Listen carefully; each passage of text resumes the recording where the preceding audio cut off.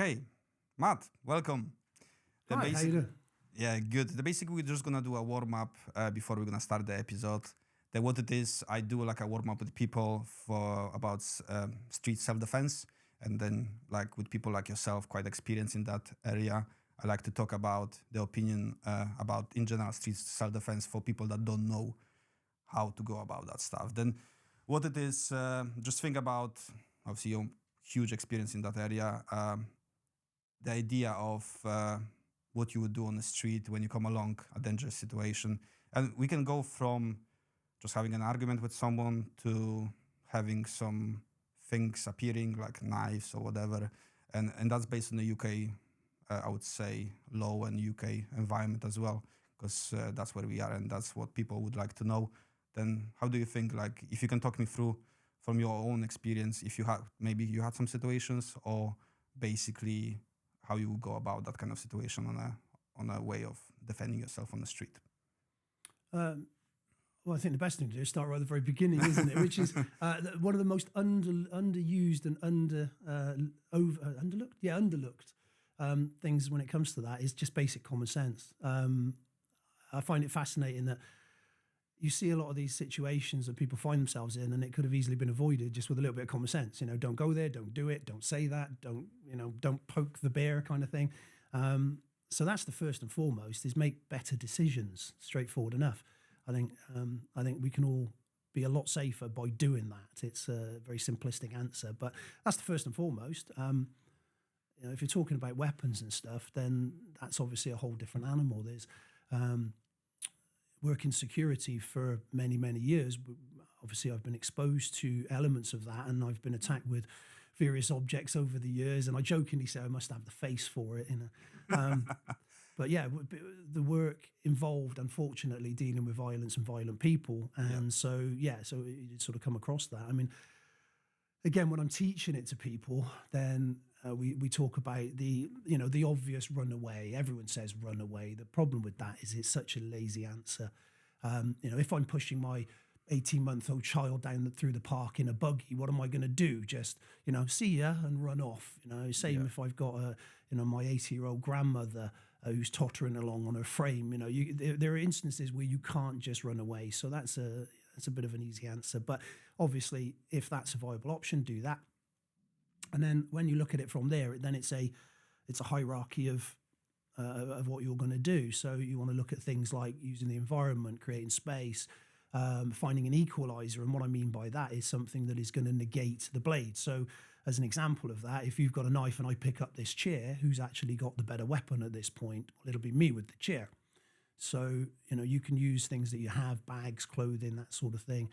So, so there's lots of different ways to go about it. And the physical response that you see a lot of the time, there's a lot of fancy disarms and things that you get to see on YouTube and stuff. The thing is, I don't say no to any of that because it only has to work once for it to be successful. And there are people that have used the most extraordinary things to get out of situations. So you can't necessarily dismiss everything out of hand. But on the other side of the coin, having faced people with weapons that mean to harm me, it's not Hollywood. It's not.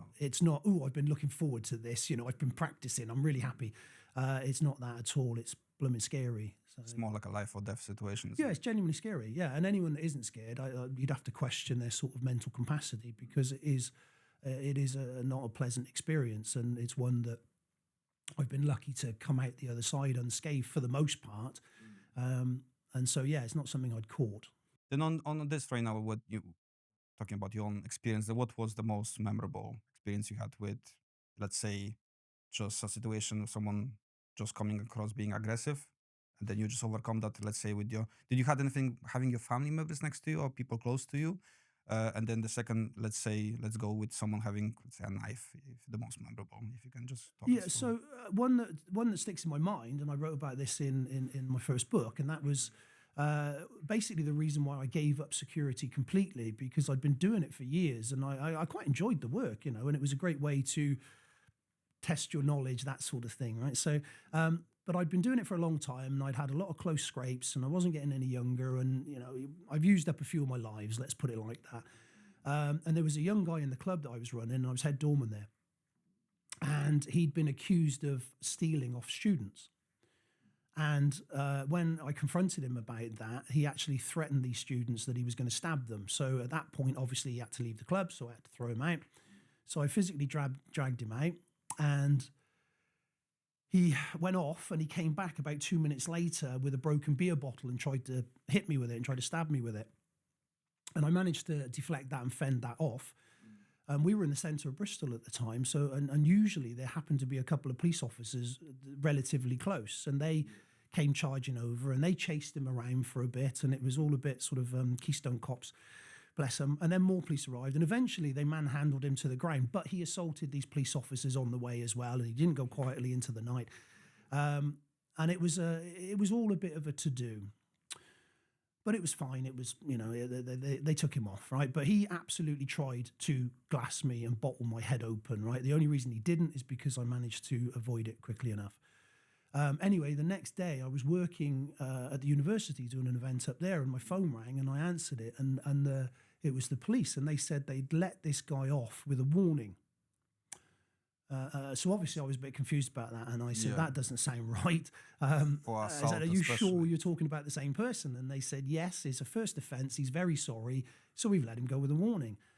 And I thought, if the cards had been, other way round, if I had been the one trying to glass that guy, I'd be looking at years in prison, no question.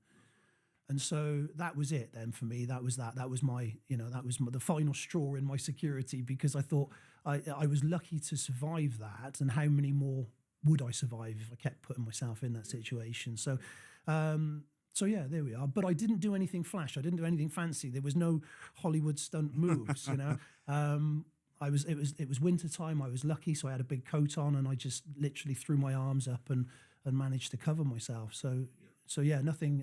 It wasn't sexy. Okay, that's fair. And then coming back to like UK law approach, because this is what police gone through, releasing him next day. How do you feel comparing to that time? I don't know how many years was that to now. Did the UK law improve on those people? Do you feel like it? Well, they've just announced, I don't know how true it is, so you might want to research this, but I've just seen all over Facebook that we're now at 150 stabbings a day here in the UK. Yeah. So 150 every day without fail, which is an extraordinarily high amount. It's ludicrous. And I don't think enough is being done in so many levels. But again, that's a difficult conversation to have as to what's actually causing that. The knife crime itself, that's just a symptom of whatever the actual problems are, in society itself. So, yes, it's unfortunately, it's becoming a reality for a lot of people. That's how they live. That's what happens to them. I'm lucky now where I live in a lovely part of the world where there is a low crime rate. I used to live in one of the worst sink estates in the country, and it was rife. Okay. Where was that, if I can ask? Yeah, Northwest. Northwest, yeah, the wonderful Northwest, which was actually, I had no problems there, to be fair, but there were, there were murders, there were stabbings, there was all sorts of things, within 100-foot radius of where I lived, Quite and some very dubious people, within a few doors and that sort of thing. So, yeah, it's just part of life for a lot of people, unfortunately, and yeah, I think it's underrepresented. I think this 150 a day is probably the tip of the iceberg, honestly. Do you feel like at the times when you had your situation, was it less at the time, do you feel?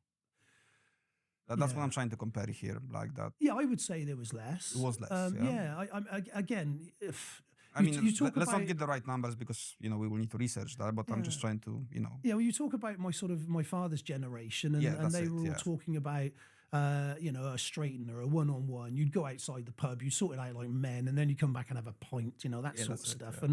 Yeah. And that seems to be very much gone now.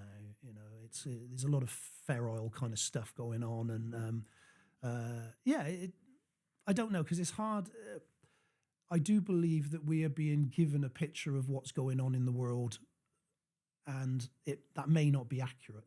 I'm being fed stuff through the media, the same as everyone else. Yeah, that's right. Okay, no, that's actually a great story, and hopefully people can relate to it and get something from it. But then right now, coming back to this grey person going with their family on the street and coming across that aggressive person, maybe not with a knife, but just aggressive person, what's the best advice you can give to those people having their families next to them? Because like we said, the running away becomes not an option when you got people close to you. And obviously by being by yourself is different, but if you have people close to you, and like I got, a kid, a wife, and I know kind of what I would do in that situation, having my background experience in it, my things I went through. But for those people that they don't know, what you would say, what would be the best advice you would give them? Well, it's a tough one, isn't it? Because It is a tough one, every yes, situation yes. is different, and without being in that moment, it's very hard to make a decision or offer any sensible advice. I mean, obviously, you'd have to do what they call a dynamic risk assessment on the situation, and you'd have to figure out in that moment, what the likely outcomes are for things and what the reasoning is for the action that you take. So it's always going to be harder if you've got family and children and dependents around you.